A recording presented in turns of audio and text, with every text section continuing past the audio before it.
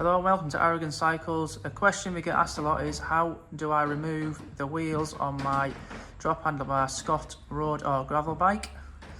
So the bikes themselves come with a Syncroft plug-in lever. This has a 6mm Allen key on this part and a T25 on the end for unloosening the stem bolts and seat posts, so you can adjust that with them, and the bottle cage bolts.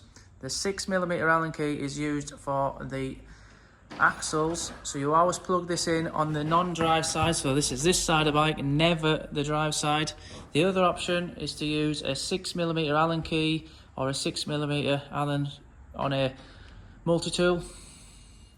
So first thing to do is grab your Allen key or the plug-in tool. Make sure when you're popping it in that you're pushing it all the way in so it's flush. If you don't do this, it'll round the end of the axle. So you push this in, get it in the right place.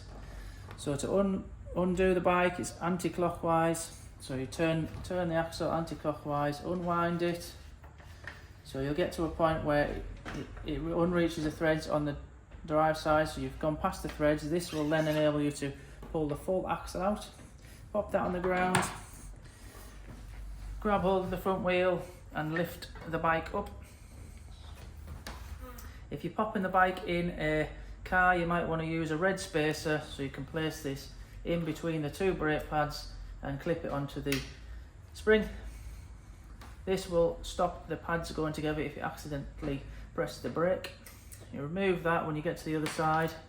Another good practice is, before you put it in the back of the car, is to replace, just pop the axle in and turn it maybe 3/4 of a turn so you don't leave that axle at home.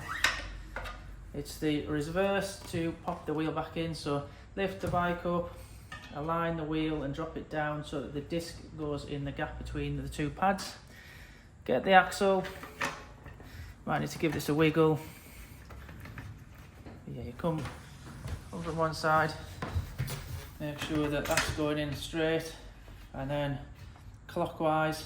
So again, always from the non-drive side of the axle on a Scott bike. Tighten that up.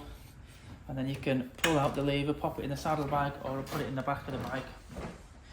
This can be torqued up to 12 Newton meters, but we do understand if you're at the side of the road, you're not going to have a torque wrench, so it just needs nipped up tight. You don't need to be over tightening it, just tip it up tight.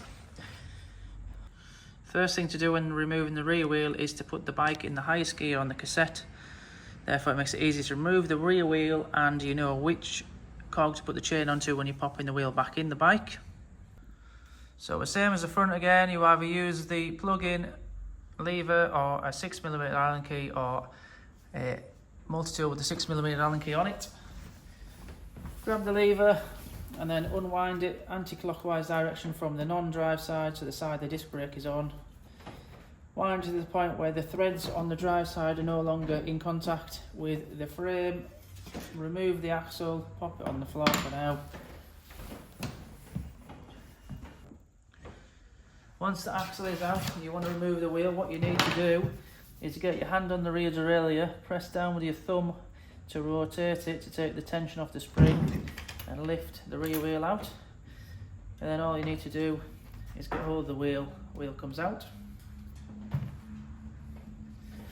Replacing the rear wheel, you need to put your wheel in there, hello dog. Pop the chain, so grab hold of the mech itself at the bottom where the jockey wheel is, pop the chain onto the 11-2 if it is Shimano, and then just guide the disc in through the gap in the pads. Make sure it's sitting in the frame correctly at both sides. Grab your axle, pop it in again always from the non-drive side to the disc side and turn it clockwise until it's nipped up nice and tight. You don't need to over tighten it, just nip it up. Pull the lever out if you want, put it in the saddle bag or just replace it in a neat position on the bike.